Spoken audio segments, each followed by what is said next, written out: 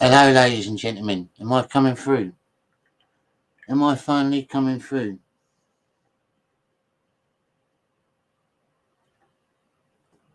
Can you hear me? Can you let me know in the chat if you can hear me? We had some very technical difficulties.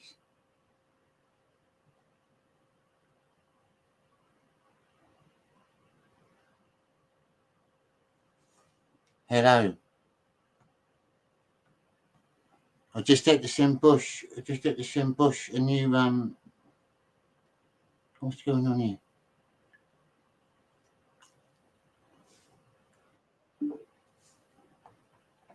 Am I coming through? Am I live?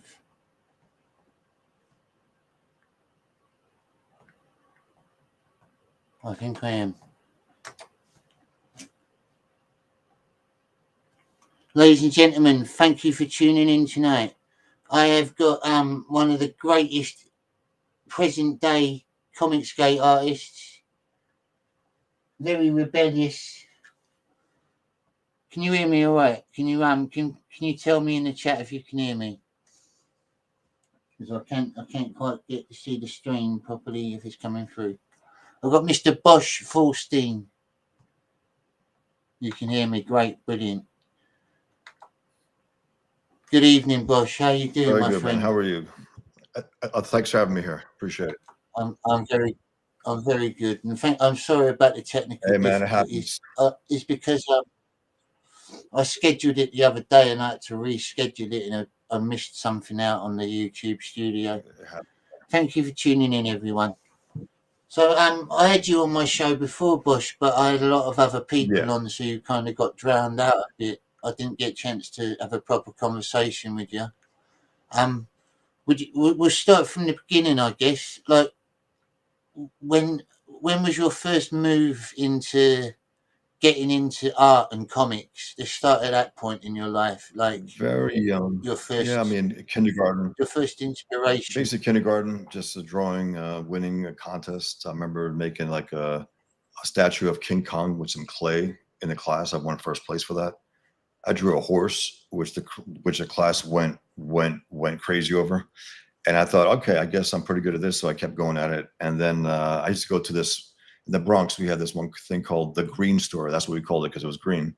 We used to pick up comics from there and all types of comics. I mean, I didn't know what was good, what was bad. I just knew that I liked the art on certain things. I got them and didn't get the others, from Spider-Man to Superman, Batman, Hulk, and all that. And then eventually just started reading them, taking them seriously.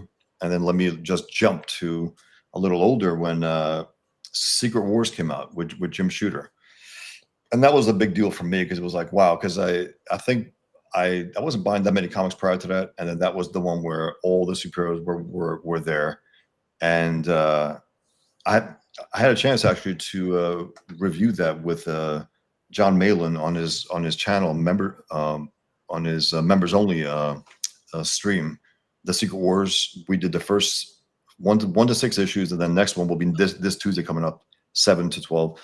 So that was it. Marvel, loved it, loved all the superheroes together, and then from there I got all the other comics from Frank Miller's Daredevil to Walt Thompson's Thor to John Byrne's X-Men and the Fantastic Four and the Hulk. And then, of course, when Miller went to DC, I went to DC as well. You know, as in I went to get his Dark Knight, Batman Year One. So I just love these comics. But it was after I think Miller in particular that I realized, you know what, I want to write and draw comics the way this guy does. You know, as in the most impactful way. I mean, Miller to me was a huge influence, and Alex Toth as well. I mean, Alex Toth to me is the greatest comic book artist of all time, and Frank Miller is the greatest comic book writer of all time. And so it was those two which Yeah. led me to take it seriously, and that was it. And I was trying to do a few different things career wise for a number of years, and I said, you know what, I had to stop myself cold. I said, what do you really love the most? I said, comic books. So that was it. And that's when I started taking a few classes here and there in New York City, and slowly but surely, I made my first graphic novel, which was called Table for One, which takes place in an underground restaurant in Manhattan in one night. Anything that can happen does happen. And from that, I got into the comic book industry. This is 21 years ago, published. And I was nominated for an Eisner Award for talent deserving of wider recognition. And then also Russ Manning Most Promising Newcomer Award. And then when 9/11 hit, that's when I said, okay, I'm going to respond with my art. And that's where Pigman was born. Because I was raised Muslim, and the one thing I remember was the disgust over the pig.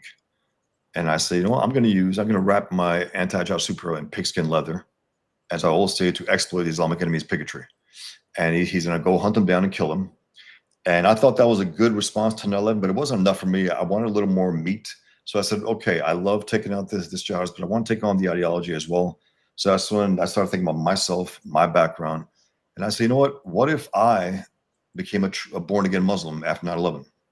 And I took it, and I went jihad.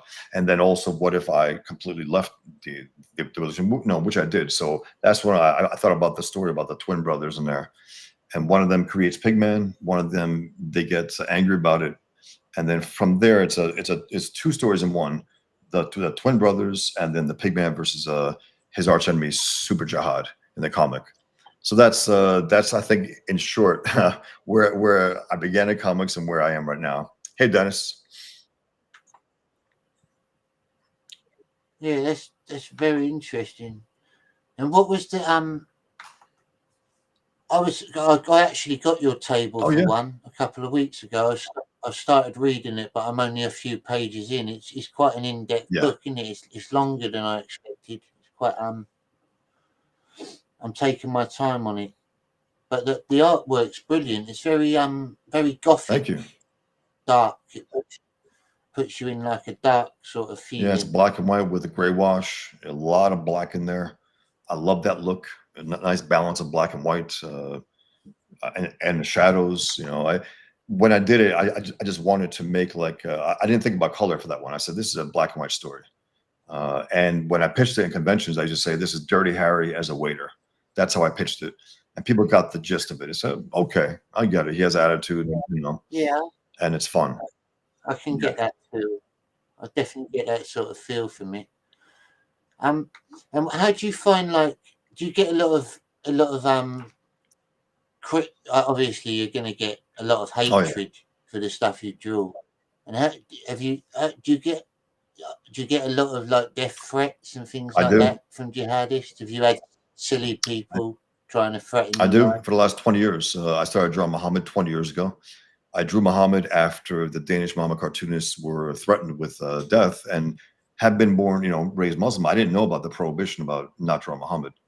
And then I found out after the fact that the Shiite Muslims have been drawing Muhammad for centuries. So it's not as ironclad a prohibition as Muslims claim. I just think it was after 9/11, they wanted to flex their muscles a little to say, you know what, you can't do this now and you can't do this.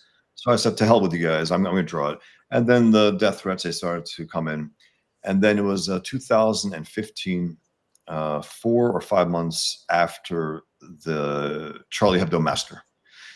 Charlie Hebdo, a dozen people got slaughtered for drawing Muhammad cartoons. And then a few months later in Texas, Muslims had this event called the Defend the Prophet, like a conference. It wasn't defend free speech. It wasn't defend those who were slaughtered. It wasn't defend people from Muslims. It was to defend, quote unquote, the Prophet. And Pamela Geller and Robert Spencer said, you know what? We're going to have a Muhammad cartoon contest. We're going to announce it at that same exact place, at the Curtis Colwell Center. So I entered. I drew Muhammad for years at that point, so I said I might as well get paid for it, because the winner would win $10,000 and also another $2,500. So it's $12,500. So I entered. I won. I was announced at the event, and 20 minutes after my speech, after my acceptance speech, where I told them, I said, "Why do you think we have this kind of security in this place?" Because Islam does not mean peace. That's why. And 20 minutes later, 2 guys who drove in from Arizona, who came to kill us, they opened fire outside the place and they got their heads blown off by a cop. So after that, death threats, they came in strong, and to the point where I had to get in touch with the FBI. And I found out a year later the FBI was somewhat involved with this also, because they actually were in touch with these jihadists. They told them they were in, I guess, undercover as Muslims, and they said, tear up Texas, and we haven't gotten to the bottom of it. I want to find out, because one thing I do know is the fact that the FBI knew that these guys were going to come to kill us and did nothing to stop it. Nothing. they were going to let us be killed. If it wasn't, that cop, if it wasn't a sharpshooter and killed them, they probably would have got past them and came to kill us. So, and then after that, 2018, I was announced to be the judge for another Muhammad cartoon contest in the Netherlands. I would have spoken at the Hague in Parliament, and I would have delivered a speech on free speech, drawn Muhammad in the middle of my speech, and then announced the winner. And it was canceled because the threats were so extreme that the cops couldn't handle it. It's just too. So I got literally thousands of death threats, which I put into my books, Peaceful Death Threats. So I have like a half a dozen death threats in each book, alongside new Muhammad cartoons inspired by those death threats. And I sold out of both of them. I got maybe 4 copies, I think, left of one of them. So yeah, this is just part of the deal. And people say, aren't you afraid? I said, well, I'm afraid to not draw Muhammad. Honestly, I'm afraid to submit to these savages. That's what I'm afraid of. My own self-respect. I just think that if they're going to try to murder us over goddamn cartoons, we have to draw these cartoons. That's my attitude about it. Definitely. The moment you stop doing what you're doing, then they've won, 100%. haven't they? They've got what they want. They want to silence you. Absolutely right. And when you say that the FBI knew about it, did they have inside information, you mean? Or was it like they just knew as it happened? They had inside information because they were in touch with our would-be killers, because there was a court there was a court case a year later, and we found out through the transcripts that the judge in that court case had to bring an FBI agent, and they had to clear the room. And they brought in the FBI agent because the cop who was shot in the ankle at our event from the jihadists, he sued the FBI. So there was a third jihadist in North Carolina that was supposed to team up with them, but he never ended up there. And so what happened is that we found out that there was some FBI agent, at least one, in touch with these guys, telling them to tear up Texas and pretending to be a Muslim. And we never got more than that. So they knew far in advance that these guys were to come to kill us. And again, they did nothing to stop it. And that's why I've been, trying to tag the new FBI director and others online. I have some contacts. I hope I can get in touch with them because I want to get to the bottom of this. I want to know that our protectors are there to protect us and not to be part of this enemy threat. And in some capacity, at least they would have allowed us to die. And again, Pamela Geller and Robert Spencer, they made sure that we were, high security. We had SWAT teams. We had undercover, agents. We had cops. We had guards, everything up the wazoo, because we understand the threat. I mean, we understand it. People pretend, even to this day, like, you got some idiots outside of Comicsgate. Hey, man, you're a pussy. You were hiding behind the cop. It's like, pussy? I mean, look, man, as I said, I'm doing my thing, which is the cartoonist Joe Muhammad. The jihadists were doing their thing, which is to try to kill those Joe Muhammad. And then the cops did their thing to kill those who would try to kill Americans. So we all did our job that day. And it's just, it's comical to be mocked about having, our protectors protect us and me being a pussy for hiding behind our protectors. I think it's funny. It's just a desperate, it's a desperate criticism. It's like, that doesn't really make that much sense to me, And again, I'm not out there to try to puff myself up here. When I see cartoonists being threatened with murder over cartoons, I got to draw in reaction to that. I just have to. That's it. Yeah, definitely.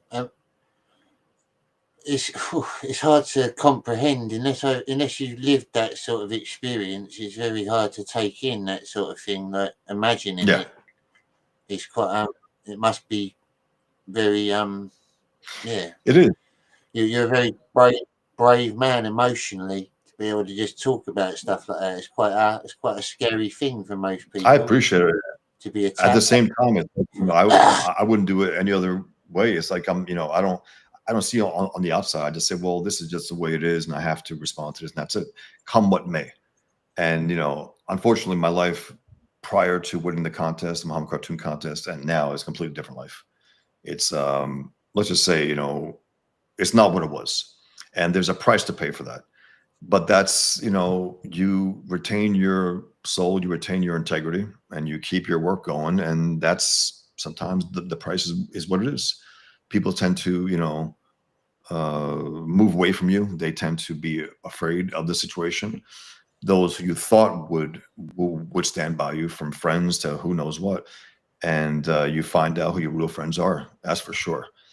And you also find out, as I posted the other day, I said, when things go to hell, who you are is who is who you really are.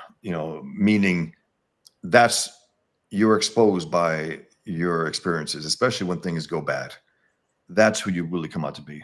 It's not when things are great. It's not when things are easy. It's when they're hard as hell. So, but yeah, to me, it's just something that is a natural thing. It's not this thing that people try to, they try to, to talk it up. And I said, look, I'm just a cartoonist in the end. I really am. And I love it. I love comic books. And again, I'm going to continue drawing Muhammad. That's just the way it is. Hey, Frederick. So yeah, Johnny, I want to ask you, when you got into comics, when you got into this space here, Comicsgate, if you could tell us about that. Comicsgate. Well, as for getting into comics, as I said to you backstage earlier, I've always loosely collected comics. I'm no expert on them. I know quite a lot about Judge Dredd and Dick Tracy. They're my two favourites. Yeah, that's all. But as for Comicsgate, I stumbled across it. I think it was the beginning of last year. Oh, to wow. be honest, I knew of certain artists. Obviously, I knew of Billy Tucci, John Malin, Ethan, but I didn't realise. I knew of their artwork, but didn't realise that there was an online community where everyone had shows and talked together and stuff like that. I'd heard of them as artists in the past. Shane Davis as well, I'd heard of. Del Keown, obviously. Yeah, but I came into it at the beginning of last year, and I sort of comically came in as the self-proclaimed John Malin superfan and made an animated series about him. I don't know if you've seen it. Malin Mysteries. I got to see it now. Yeah, it's on my channel. There's a playlist. Okay. If you go on my playlist, there's it's very South Park style sort of animation. I will check it out. Thanks. But yeah, I'm quite new to Comicsgate myself, but that brings me to ask you as well, like, when did you stumble across it and how did you find out about it? Years ago. In this whole years ago. Community. Yeah, years ago. I was lurking, I was doing my own thing. I'm John Muhammad. I'm doing my Pigman comic book. I'm doing cartoons for Front Page Magazine, for PJ Media, for even the Rush Limbaugh newsletter and stuff. And then 2016 or 17, I think it was 17, when your boy Zach, Richard C. Meyer, was doing his criticism of comics. I was there. I was in the chat. I was, commenting and sharing things, I guess, on Facebook at that time, because I was banned from Twitter years ago, banned for life for criticizing Marvel's Islamic superhero. As simple as that. I said, this is shit. This is complete, enemy propaganda is what it is. Anyway, so yeah, for years ago, but I was never quite part of it. I was always a loner. I didn't think I would be part of it until I think it was last year, the same like you, like last year, when Ethan did his trash cast, first one or two, when he reviewed Isom, and I was like, and also when he went after that piece of shit, what's his name, Yellow Flash, and so I started to really pay attention a little more closely at that point. And then I think it was March of last year, a year and 1 month ago, where Ethan had Paul Revoch on his show, and they were reviewing the horrific Yaira video, the trailer, which I got to say, that probably hurt the comic book worse than anything. It probably hurt it. I mean, it probably hurt sales.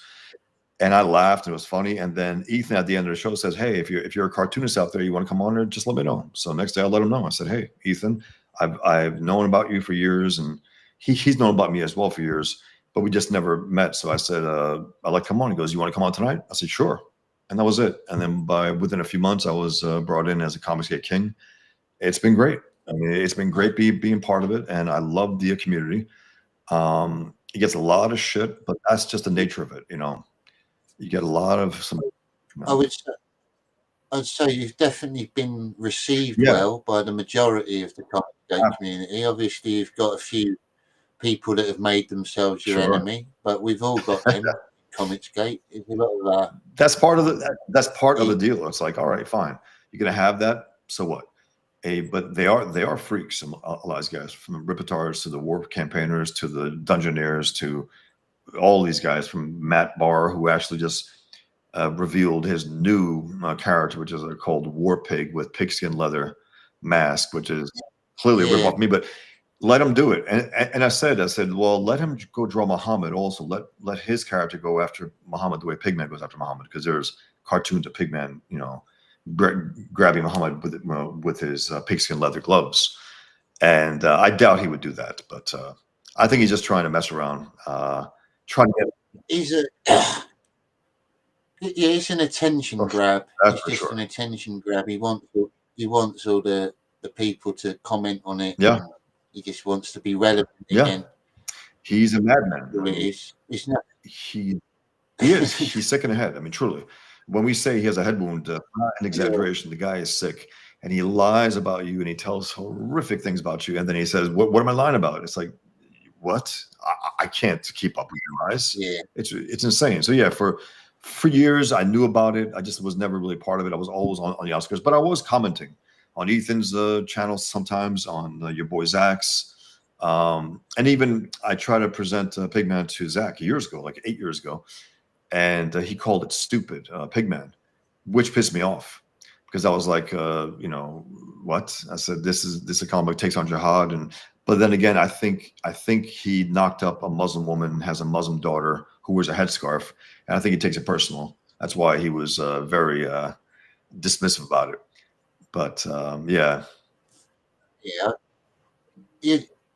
They want to get a reaction from you as well. People like that. The best thing you can do is just ignore them and laugh them but off. it also, Because but I don't mind getting in the mud with these guys sometimes. I don't. I get in the mud, and then I block them after a bit, because there's no value there. They're just here. They're adding zero value. But I do enjoy roasting them a bit before I get rid of them. Yeah, I definitely do. It's fun. Yeah, they got to realise that it's nothing to people like us. We've dealt with people in real life that want to attack us or want to fight us. Exactly. Internet trolls are nothing. It's just great point, Johnny, because you're right. It's like I've dealt with almost being murdered. I've dealt with thousands of death threats. It's like, you guys, this is nothing, man. I mean, I'm almost taking a break with them. It's almost like taking a break from the real threats, because these guys are just, they're tough internet guys. They want, also this one, they talk about fighting in real life. It's like, what? How could they even happen? What do you mean fighting in real life? We're online here. We're going back and forth. I don't get it. It's so stupid. It really is childish. Yeah, it's just a waste of time, especially coming from real artists as well. Like someone like Matt Barr claims to be a comic book artist, but he's never working on his art. He's never doing anything. No, he's not releasing anything. He's not releasing anything. He's not promoting anything. He's not campaigning. He's not. He's just going out and trying to nip at everyone's feet. It's like, okay. I mean, they're trying to tear down the people that are out there working in promoting and smearing people, telling these vicious lies about people, also about Katie and about others, just vicious, nasty lies. There's zero value there, but it's also fun. It's like it's you got heroes and villains. You have all this, it's like comic books. I mean, comic books is all drama filled, right? That's that's why we love them, and that's part of what happens on the outskirts of comics. Also, there are villains in this industry, there are heroes in this industry, and then there are the hacks like Average Lie, who don't belong here really. He's just a mediocrity, but he clearly saw what was happening with Comicsgate and Ethan's campaigns, and that's what got him. Like, I can make that. I got 500,000 followers. Yeah, he used it as a cash cow, sure. and he just came in, got all the backers, got what he wanted, and then went and made his own business. 100%. He cashed in. He definitely did that. That's who he is, and he doesn't know what's good. He doesn't know what's bad in comics. He's not a writer. I mean, I read Ice #1, and I got caught up into it also, and the idea where okay, let's give this guy a chance. I did, and it sucked. And at that point, I think people are starting to realize Yeah. that now because if you notice sales, they're lower and lower with each release. That means that even those who tried to pretend that they were good are finally accepting the fact that they're just bad comics. That's all. Yeah, yeah, people on that like Eric July's comics, they'll say, "Oh, you're racist," or "You just don't like it because he's a black man making comics and things like that." It's just terrible Yeah, art, like you said. It's blatantly terrible artwork. Most of not it. compelling. There might be a few exceptions when they get good Yeah, artists in, but in general, it's just rushed. It's pumped out generic stuff to get money. That's all it that's is. it. That's all it is. And again, they have some competent writers in there, from Chuck Dixon to Mike Barron. Some good writers. They have some good artists also, but they're just the universe sucks, and the universe was created by actually. Hey, Ripoff Verse, how's it going, man? How you doing, mate? Yeah. So oh, sorry. Going away from comics for a Yeah, little bit. Do you have any? Do you like I love movies. movies? Do you have any favorite movies or Love genres movies. or? I mean, I like anything really that's good. I don't give a damn what kind of genre. I like certain horror movies. I like Alien. I like America Werewolf in London. I like The Silence of the Lambs. I love The Godfather. Godfather 1 and 2. Great movies. 3, not so much. I love Groundhog Day. It's a fantastic movie. I mean, I can watch that again and again and again with repeated just enjoyment. It's so damn good, so well written. I mean, that script, one of the greatest scripts of all time, and Bill, Yeah, it was I forgot all about that movie. To be honest, it is a good film. It is definitely yeah, a good movie. I remember yeah. watching that a while It back. was Michael Keaton or Bill Murray. It was back and forth between them. It would have been interesting to have seen Michael Keaton's version. It would have been interesting because it would have taken a little darker, more serious turn, possibly. I don't know. But yeah, love movies. Yeah, And I even thought about being an actor when I was young, years ago also. And I thought about a number of things, directing movies and writing some screenplays.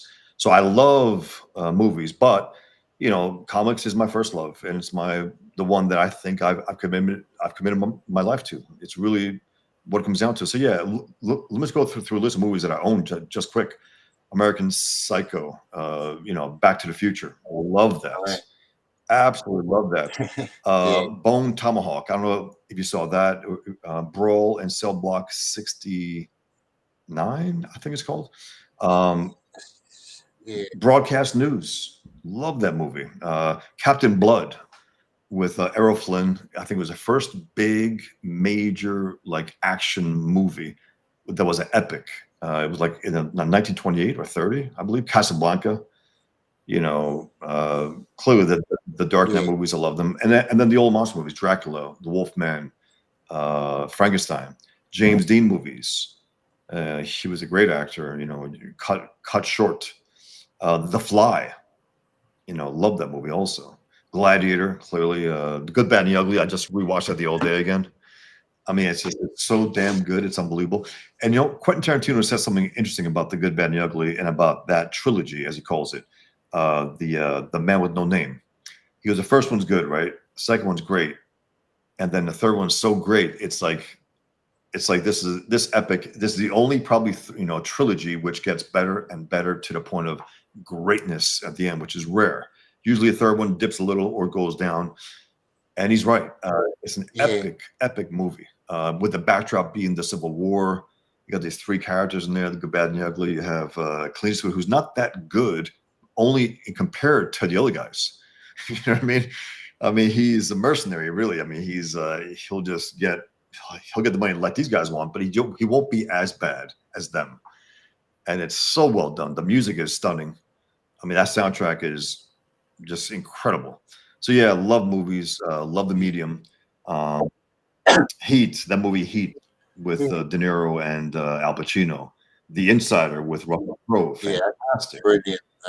The Insider with the cigarette companies, and then you got movies like Kung Fu Panda, love that. Lethal Weapon. Um, Have you ever watched? You ever watched The oh Shawshank yes, Redemption? I own it. It's as good as it gets. Incredibly told, just Yeah, incredibly told, incredibly acted. It's like one of the perfect movies. And it's interesting. There's no romance in there. There's no action in there necessarily. It's a cerebral movie, but yeah, it is so damn well done from the music to the directing to the acting, and it works. And it's yeah. a serious friendship It, between the characters. That's the relationship there, the friendship between these two men. It's awesome. yeah, very gripping. So you've got a very varied taste, then, really, which is good because that shows you've got a good imagination. You're open to Yeah, inspiration. Do you have any favorite kinds of music? Are you a music I fan am. at all? I like. I mean, if I was to classify one era, I mean, one area of music, it only ends up being called alternative. That's why, because when you can't really classify it, it ends up in this box called alternative, even though it doesn't really necessarily fit. Yeah, Radiohead, I love what they do. I love what the Smiths do. I love what the Smile, which is it's Tom York and Johnny Greenwood with I think a drummer from a different band. I forgot the band, but they have a new group called The Smile. It's interesting experimental music. Sometimes a little more experimental than meaning. I think they release experiments rather than the finished product or result, which could be a little yeah, wobbly. Like, okay, I think I can get into it, but not really. So if it'll be anything, it's alternative. Even though again, it's such a strange thing to be called because alternative to what? To the mainstream. I don't necessarily care for heavy metal. I don't care for rap. I don't care for country. But then there are slight exceptions to that. There's one song called Giants. It's a British guy and a rapper from America. It's pretty good. It's a half rap, half I don't know what it is, alternative type music. So yeah, it's right. alternative mainly. But Radiohead, I love Radiohead. The Smiths, the Deers from Canada, um, and then a whole load of different stuff where I like a few songs from here. Cake, I don't know if you know that band Cake. They're like a fun, weird, yeah, I've where the heard guy of them. Yeah, speaks through the heard of songs and they have trumpets and all these instruments, and it's just fun. The lyrics are fun. Um, but yeah, those are the things that come to mind. Alternative mainly, if I were to classify at all. Yeah, and a theoretical question for sure. you now, right? If money was no object and you could make a movie, a Hollywood movie of Hmm. Pigman, uh, written and done properly by you, so no one had their say in it, you could do it however you wanted. What director would you hire to direct the film for you, and what actor would you use to play Man, Pigman? there's a director, C. Z. Craig Zoller. I think that's his name. S. Craig Zoller. He's the one who made the Bonehawk. Tom, what's it called? Damn it, I forgot the name. Sorry, man. But he just made a movie. What was it called? Dragged Across Concrete. He's very real. He's a very good filmmaker. Hard. I could see him doing it, and he actually just released a graphic novel. So it's like, okay, so this guy is really in. He makes movies that are great, that are very engaging, very dramatic, very hard. And Yeah, then he also is into comic books. So that guy probably he's the one that comes to mind. And then Vincent D'Onofrio, the guy who plays Kingpin in the Daredevil series, I think would be a great Frank Warner. He's a little because Pigman is a little over the hill. He's not quite ready for prime time. He was only a writer against Islam and Jihad for years. And then when 9/11 hit, he realized right. I got to do something on a physical level. I can't just write about it anymore. I got to go into the fight. So I think he would be good. He's a big guy, and he could put on a good voice. So yeah, ask Craig Zoller if that's how you pronounce his name, and also Vincent D'Onofrio. Those are the two main ones that I would probably would love to see that, because again, I think eventually we will take on jihad in movies, and Pigman I think would be a good interesting way to do that, because again, no matter what I'm trying to convey there about the truth about Islam and stuff, I'm trying to make it as engaging, as entertaining as it possibly can, because it has to be. I got to get these ideas out there in an interesting way. I can't just bash people over the head with, hey, Sharia law and jihad. And it's like, yeah, I get it, but I got to make it interesting and entertaining. So yeah, those are the two that come to mind. Thanks for asking, Johnny. So I think it would be brilliant. I'd love to see a Pigman movie, or maybe even like a series, like a long series where you. Yeah, the book will probably end up being over 300 pages in the end, and it'll be wrapped up in pigskin leather hardcover in the end. That's the goal. Yeah, that's the goal. It'll be Islam proof, Muslim proof. That's amazing. And have you got any plans for any other projects? Oh yeah, after Pigman, absolutely. That's not related to Pigman. Completely. I got these projects. There are three. One that I'm working on right now, which is concurrent with my Pigman comic book. It's an adaptation of a graphic novel. It's not announced yet, but it's the script was about 300 pages. I'm over 220 pages right now with the drawing of it. It took me about a year to write the script, so I'm doing that. It'll be very exciting. It'll be announced this year, and then Pigman. Those two, and then I have two other stories probably within a year or two that are completely different than Pigman or the project that I'm doing now, which is like, they're both fantasy stories. They ended up that way, not because I necessarily thought of them as fantasy, just I can't get there without the fantasy element. And it'll be interesting. Something I'm, very, very excited about, and they'll be very different again, which I love also. Very different, because, life, when people say about life, life is funny, it's tragic, it's terrible, it's beautiful, it's everything. And that's the kind of art I love. That's the kind of comic books I love, where it has everything involved. It's not one thing or the other. Movies, for instance, I love movies that go the gamut, and I love art that goes gamut. And it's because we got to be honest about it. I mean, we have to put almost all the elements of life into it and try to make it in a cohesive, story, and tell it as well as we can. And so yeah, those are the things that I have in mind. I got two projects right now, Pigman and the other adaptation, and then I got two more after that. And then who knows what comes after that? I don't know. We'll see. Brilliant. And if you got a website or anything, BoschFawstin.com. Check it out. I got my blog. I got my store. You guys can check it out. I also was finally, after a year, able to find a printer to print my Muhammad flip book.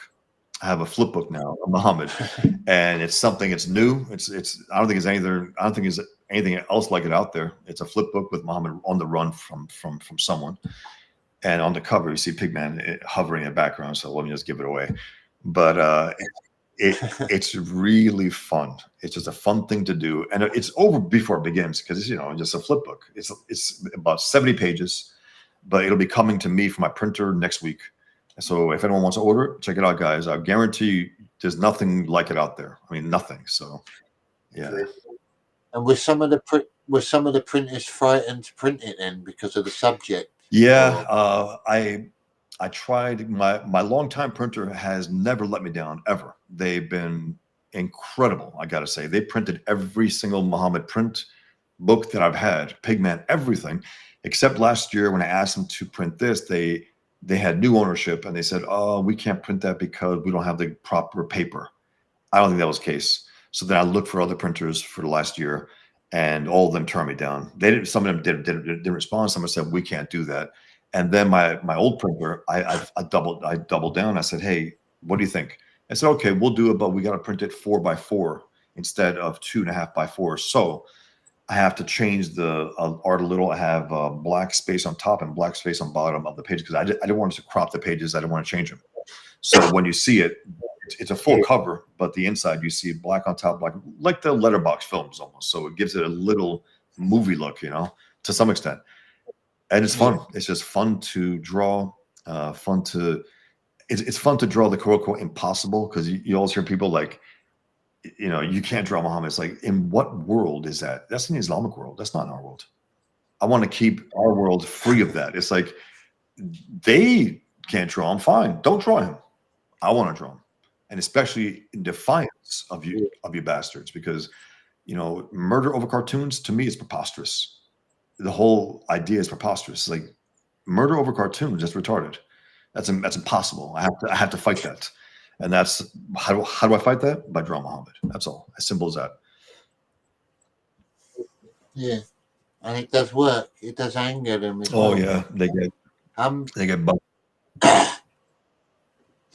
And since you've been hanging around Comicsgate, then have you got any favourite artists in Comicsgate? People that you like their art style? I mean, I've gotten all the books, and I'm going through them now, because the reason why I want to find out who the Comicsgate Kings are, and the only really way I can find out is through their work. Because I'm not one of those guys who pretends that, oh, that's just my work, and here's the real me. I said, no. My work is me. I will definitely talk to Scott about that. Can you leave that up, Johnny? I just mention. Yeah. I just mention right after that. I want to find out who these guys are through their work, because to me, that's how you really get to know someone. When I'm long gone, my work will be me. That's how I'll be remembered, and that's my essence, really, because it's not about my personal life and all the things that really don't matter in a lot of ways, and then some ways they do, but they're only for my personal life. It's my work that matters. So I'm going through them. I'm enjoying them. I gotta say, I enjoy Graham Nolan's. I enjoy Ethan's Cyberfrog, and right now I'm reading Shane's Inglorious Rex, which I'm really enjoying. So I can't say favorites, but I'm enjoying at least 3 of them so far. And I got John's book, Godlike. I have a number of them. So I'm enjoying it. And I got to say, I'm honored to be part of it. And it takes balls, because I got to say, for you to have me on, for Ethan to have me on Comicsgate Kings, I got to say, I really appreciate it, because I've tried to get on some other shows and they won't have me at all. They're too afraid about it. So I do appreciate it. I do. I might not be the biggest show, but I agree with your political leaning. I like your ideology. I'm not going to lie, I appreciate it. And I'm not scared to admit that. I appreciate it. I think what you're doing is brilliant. Well, thank you very much, Johnny. So yes, hey Scott, I didn't have a relationship with Alex Toth, the great Alex Toth, but what I did have was it was 2002. I sent Alex Toth what I thought was his address, because he was such a recluse, nobody knew his address. So I was given 2 or 3 different addresses, and maybe he lives here, maybe he lives there. So I said, all right. So I sent Xerox copies at least to 2 addresses of my book, Table for One, just to get the master's words, because I know that he was very harsh. I mean, hardcore, critic when it comes to art. He was, if he didn't like it, he'd let you have it. And I was like, good, let me have it. Let the master go off on me, and that's fine, and I'll learn from it. What happens is I send the Xerox within 2-3 days. I was on the East Coast, he was on West Coast. I get a postcard. Let me get it for 1 second, Johnny. 1 second. Yeah, no worries. Thank you for tuning in, everyone, so far with my interview with Mr. Bosch Fawstin. Brilliant, man. Amazing artist. I appreciate it. So I got this in the mail. Let me show you, Scott and the audience. I got this in the mail from Alex. I'll zoom in. I'll try and zoom in for you. I got this in the mail from Alex Toth, and he wrote my name with exclamation mark, and he drew this original drawing on there, and then he wrote this incredibly, detailed, effusive letter about my comic book, about Table for One. He loved it, and it blew me away, to be blunt. I had a tear in my eye. I couldn't believe it. He wasn't harsh about it at all. He loved it. He had nothing but good things to say about it. And he also recommended maybe I should take it to this place or this guy, because this guy is good. That guy's, he's full of it. Don't worry about this. And then he also just said this incredibly complimentary things about my work. So the guy, to me, he was the master of comic book art, the master, truly, hands down. He wrote, penciled, inked, lettered his books at a time where a lot of people weren't doing that. And he took his time with it also. He didn't just rush things out. He didn't do it monthly. He only did some comics every so often. and I got 3 or 4 of those cards, by the way. And we always heard about those cards. It was like a part of the lore of Alice Soth, his famous postcards, and he wrote them beautifully. And I got one of those, and it blew me away because, again, I didn't know what to expect. I had no idea. I thought he might rip it up because I know that he went after Steve Rude pretty harsh in his critique of some of his work. And I said, oh, you know what? Again, if he does, he does. Let me have it. Let me learn from it. And he had nothing but good things to say. So blown away, guys. Just absolutely blown away. And I corresponded with him 2 or 3 more times after that, and that was it. He died a few years later. But he's a master. Again, it's him and Frank Miller who were my greatest influences. And then John Romita Jr. at times. His best work, I think, is Daredevil, Man Without Fear, that Frank Miller wrote. I want to see that as an artist edition. I want to see that, definitely. I don't know if it'll happen, but yeah, it's an interesting thing to have the master send you this card. Blew me away. Just blew me away. Thanks for asking, Scott. Yeah, that's amazing. It's one of your inspirations, actually, like seeing your work. Yeah. And I was able to talk to Frank Miller, actually. I was able to talk to him for a little, but he wasn't quite there.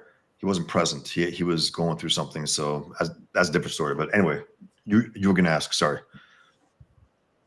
I'm sorry, yeah. Can you explain Pigman's chest symbol to definitely. me? Is it something to do with the Twin Absolutely. Towers? Absolutely. So let me show you quick on the screen, if you don't mind, Johnny. I'm going to show you here. Yeah. I'm going to show you from my campaign, and I'll describe it to you. Here's here's Pigman's chest symbol. Thanks, man. Here's Pigman's chest symbol, and it's actually behind me here also, right here. It's basically, that's what I was it's basically September 11th. The 2 white lines are the 11th, September 11th, and also 9/11. And he's a capitalist pig, so it's like a $. And it's a few other things.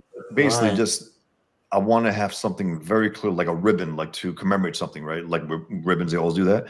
But I want to go to something a little harsh, like 9/11. So it's September with a S, 11, 9/11, and also Flight 93 and the first attack on the Twin Towers, 1993. It's a few different things, but it's very simple once you look at it. So yeah, I have the description about it in my comics. So at one point, and I have a T-shirt available of that as well on my campaign, which is at Fund My Comics, guys. Check it out. Thank you. Yeah, it's quite a deep meaning. Then there's more. It's a few things to it. It's not just. It's pretty packed. Yeah, it's pretty packed. But just on site alone is a very simple September 11th. And you know what? Let me show you one more thing. Sorry, Johnny. 1 second. 1 second. Yeah, no worries. I have this as well. I had this made. Yeah, wow. It's a 3-dimensional version of Pigman with a pigskin leather. I just love it, man. So yeah, I like it's September 11th, and that's his pigskin leather. That's his snout, and that's his big, meaty. You need to sell some of them eventually. Maybe people will snap them up. Maybe we'll see. I don't know if there's a market for it, but I know that I had to get myself one. That's for sure. And also got another one. People love it, especially if you could paint it yourself. A lot of people enjoy doing that. Mod and have a smaller version. It's just so cool to have. It's like the 3-dimensional. Your hero in 3 dimensions. I love it. And again, it was a eureka moment for me when I realized, because I was like, I drew him with pink mask once. I was like, that's not going to work. It's just not going to work. So then I said, wait a minute, pigskin leather, that rust orange looking color, it's awesome. That will work, and also, as I say, he can exploit the Islamic enemy's bigotry. It's fun. So yeah, so this is that's my superhero.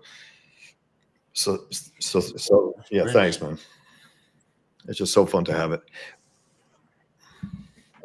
I think, obviously, with your particular character, it would be hard to find the companies that would want to do it. But I think that it'd be brilliant to have like action figures made of him. And absolutely. I made an action figure. I made some designs years ago.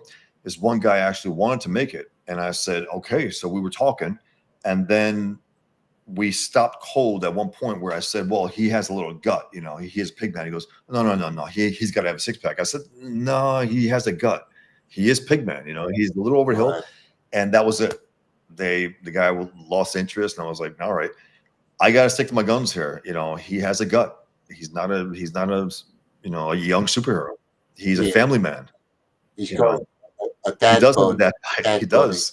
And now he works out and all that, sure, but he has a big gut and he has a family, and he wants to end jihad. Nothing less than that. It's like he doesn't want to mess around here. End jihad, go back home and live happily ever after with my family. That's it. And he's an ex-Muslim himself. Is he set in a certain place in America? New York City. Is there the city? Yeah, he is in New York. New York City. You know, so that's is a little more personal. He was there at the attack, saw the horror, and that was it for him. You know, and his friend was there as well, and his friend who he used to write anti-Islam books with. When the second tower hit, he falls to his knees and says Allahu Akbar. He returns back to Islam because he felt the power of Allah in his mind. And is he designed to be a totally solitary superhero, or is there a possibility that he have allies or like? He ends up getting some kind of allies. He does at one point, because he's in a bad way at a certain point. I mean, as far as the world knows, as far as the reader knows, he's gone. Him and his creator. So then I'll see what happens from there. But so then there's something that happens, and it's an interesting thing, and interesting, I think, touching on what's happening today in our culture. Also, I'm going to introduce this idea about Drawing Muhammad as well for my main character in there, and have a contest in there, and he'll echo a little more of my life. Again, this is it's not my life per se, but it's elements of my life. And Dennis says, "Hey, Dennis, I will definitely review Watchmen. That's for sure." I reviewed Daredevil Born Again on my channel, Batman Year One. I looked through Dark Knight Returns, but Watchmen for sure. And I gotta say for sure the Rorschach and you know, the issue of Rorschach and his origin and everything. I mean, to me that's the standout character. Without him in there, it's shit. To be blunt, it's shit. Without and you know, Alan Moore, we know where he comes from politically by the fact that if you read it, or if anyone didn't read it, maybe check out now. But he bookended the book by killing the one right-wing conservative, you know, character, the comedian, in the first issue, and then the other one at the end, the last issue, you know, Rorschach. We know where he stands politically, you know. So he tries to play a little coy and say, "Oh, I'm a anarchist." Yeah, sure, Alan, sure. You're a goddamn commie. You're a goddamn commie. But anyway, it is a great book though, still, and I acknowledge that. You know, I don't necessarily like Alan Moore or his politics, and some of the comic books suck. Like Dr. Manhattan sucks. I mean, he sucks. He's a soulless robot, you know, who murders someone in cold blood with no second thought. Thanks, Dennis. Yeah, so you know, but I can acknowledge at the same time, while I'm criticizing it, it's a hell of a book, and it deserves its reputation. It definitely does. Yeah, brilliant. And what's I haven't actually had a chance to read Pigman yet. I do want to back it, and I probably will over the next few weeks. But what is the main? Is there a main villain, like a singular character as a villain? Super Jihad. Super Jihad is it's Frank Warner who is Pigman. It's his best friend. It's his co-writer against Islam and Jihad for years. They also came. Yeah, they also left Islam. So they're like the twins, a little echo of the twin story. They're like brothers, but his life goes a little bad, and then 9/11 hits, and then when the second tower hits, he falls to his knees and says Allahu Akbar. So while Pigman becomes a recovered Muslim and fights jihad, his best friend Muhammad becomes a full-blown jihadist, and they go to war. Right. And you know, the media calls it a super war. But whoever wins that war wins the world. You know, if Pigman wins, we're good. If Super Jihad wins, it's an Islamic planet at that point. So, and he has his whole gang also. He has a whole load of jihadists as well. and he also takes over the Islamic world, and then he starts taking over a little more. So yeah, it's an ambitious story, and I'm trying to, in the most serious sense, respect the villain in the sense where I don't want to make him just a cheap little thing to knock over. This guy's a committed, evil person who thinks he's righteous. That's the most dangerous evil, because he actually believes he's right. He's not going to be an easy villain to No, he beat. won't. And he has a whole gang. And there's one point where Pigman, does beat him, and then he comes back with a vengeance. And again, as far as the reader knows, as far as Pigman's gone at that point. So we'll see what happens by issue 3 or 4, because by issue 3 it'll be all new material at that point. So, but yeah, it's exciting as hell. I studied this enemy as if my life depended on it. I read the Quran, reread it. When we were growing up as Muslims, we had a Quran in the house that was in Arabic. We couldn't read Arabic. We didn't know what the hell it meant. We went to mosque once or twice a year, maybe. We were very lax. As I said, the Jew hatred was hardcore. The misogyny was hardcore. Not eating pork. If you bought the wrong pork, you got your ass kicked. But we were pretty lax. Right. But after 9/11 is when I studied it. I said, okay, I want to know if those guys who flew planes into the towers were true believing Muslims or the extremists that they say. I discovered that they were the true believers. They're not deviants. They're actually in alignment with Islam's actually core teachings. And that's when I decided, okay, I'm going to write about this, and in a serious way, in an entertaining way. And I gotta keep that in mind, because some of those old Ditko Mr. A comics, they're tough to read because it's didactic, it's in your face about philosophy and stuff. It's like, he should have learned how to integrate the writing more, his ideas more into the writing than he did.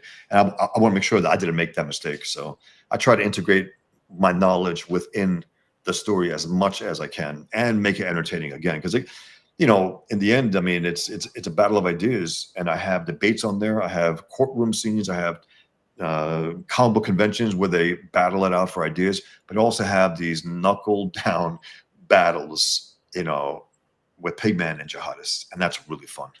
It's really fun to draw, to see him roasting the bad guys before he kills them.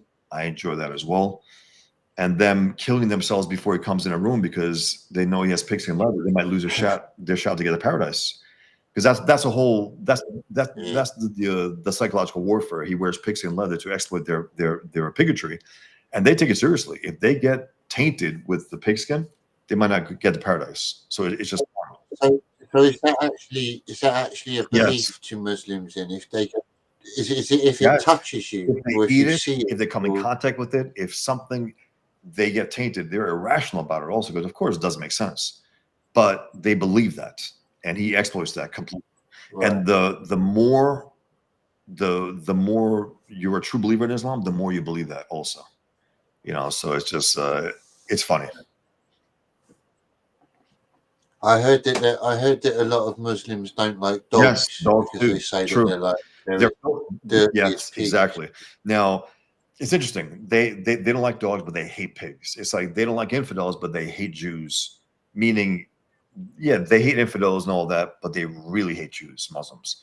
They don't like dogs. Some of them hate dogs, but they really hate pigs.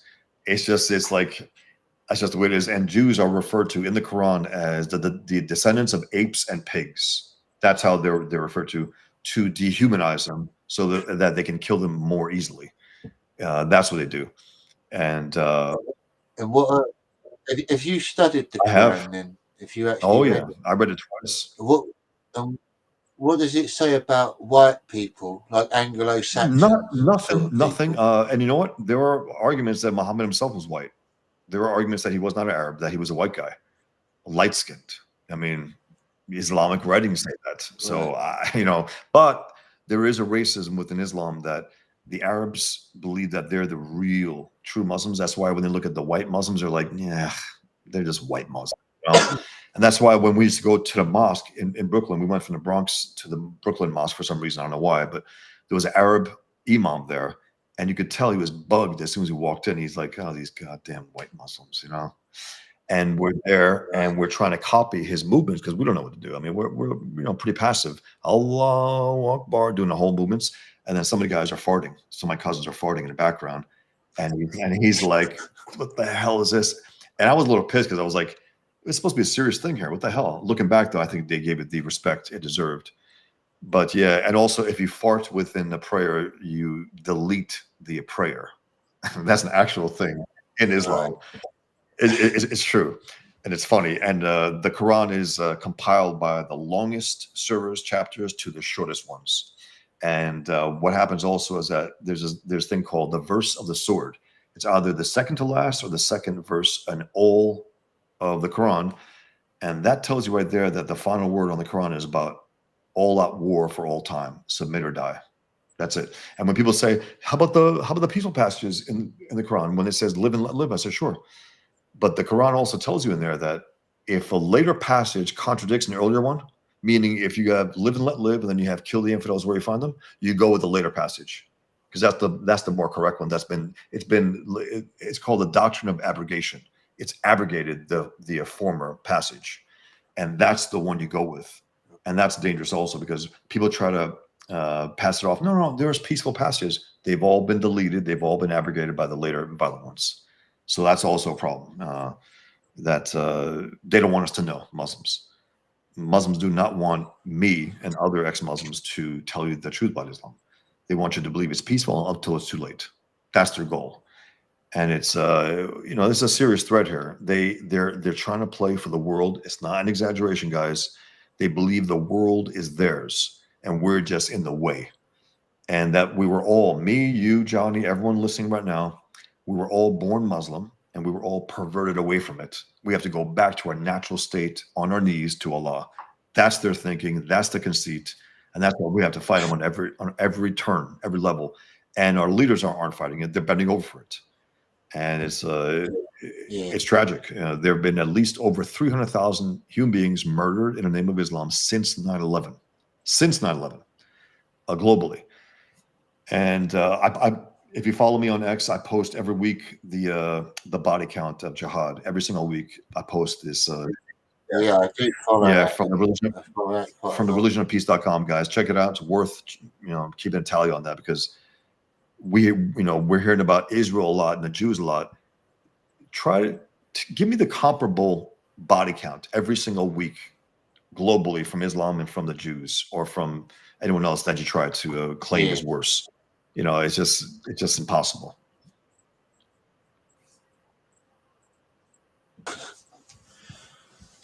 That's brilliant. I like that you keep updated on that because a lot of people don't. They're just frightened to speak about it, especially people that aren't of. You see a lot of Jewish people and like speaking out about Islam, but obviously someone who was Islamic themselves coming out and being such a vocal about it is very rare. It's dangerously rare. Yeah, and I even know that even Obama was an ex-Muslim. He was born to a Muslim father, raised by a Muslim father. He had a communist mother, but he's the only ex-Muslim I've ever seen who blows Islam, basically who praises Islam. It's like, wait a minute, you left Islam. Why are you praising it? No ex-Muslim I know praises Islam, not one. He's a very strange character. But I think he's melded both Islam and communism in one.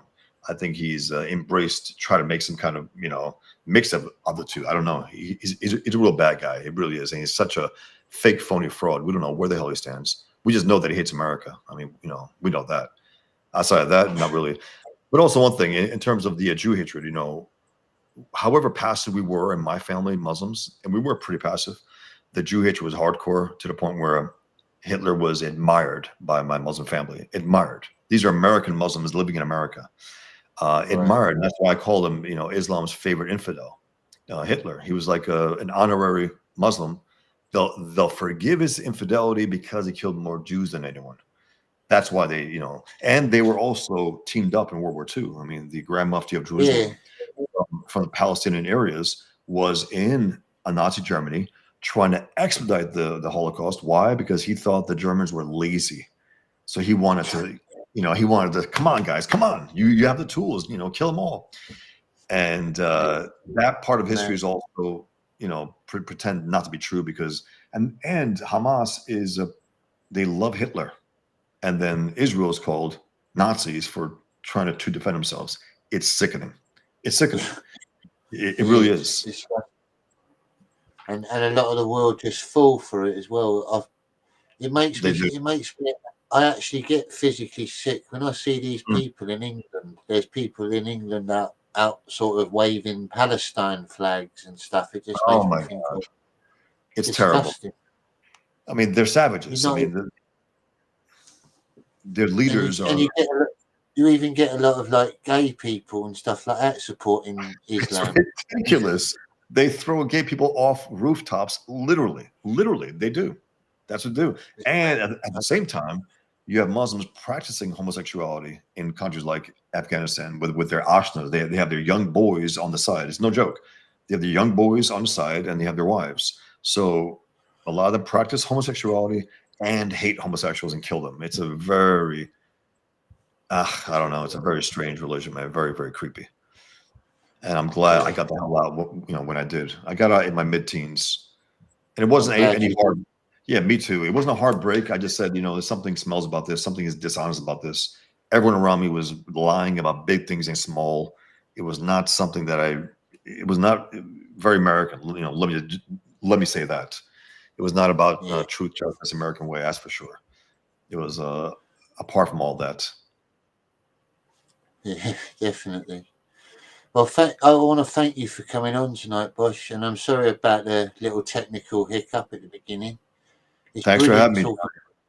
And obviously, everyone watching, if you can go and back Pigman, is it on is it Indiegogo or GoFundMe? It's Fund My Comic. It's Fund My Comic. Just look up Bosch Fawstin, Pigman #1. Check it out, guys. I will say this: it's unlike any comic out there. I will truly say that. And when you read it, I think you really want to read issue 2. That's what I'm counting on. I'm new to this to some extent. You guys first heard me, but I think once you read it, I think you'll enjoy it. I really do. Thanks for having me again. If you're from out of America, then it's definitely worth buying this comic because some countries will probably ban it in future. So you want to keep it as a bit of history. I think they would.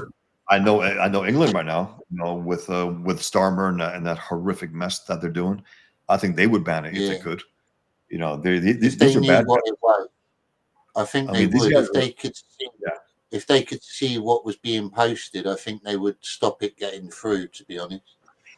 And remember, the commissioner of the police threatened Americans and others outside of the UK that they would extradite them if they get out of line. I couldn't believe that. So I drew him as Muhammad. I drew him as Muhammad Hitler with a Hitler mustache and Muhammad turban. I couldn't believe it. And again, but then again, people say, "Oh, the UK is over." I think the people of the UK can save the UK. Period.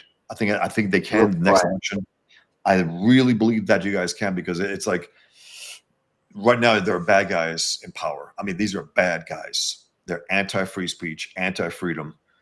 They are totalitarians. No matter what they say, they are totalitarians, and they got to be kicked out of power. It's so tragic, though. Sorry, like in America and even the UK and the West, our freedoms are always in a balance when the left takes power. It's unbelievable. That's where we are, always in a balance, and it can't be that way. There's only so long a country can last with that kind of threat over it. Exactly. But anyway, people are gonna just burst eventually. There's only so far you can push the native. They will. Have a brilliant night, Bosch. Have a brilliant night, my friend, and I will catch you again very soon. Well, thank you very much, Johnny. Appreciate it, guys. Take care. Be well. Thank you, man.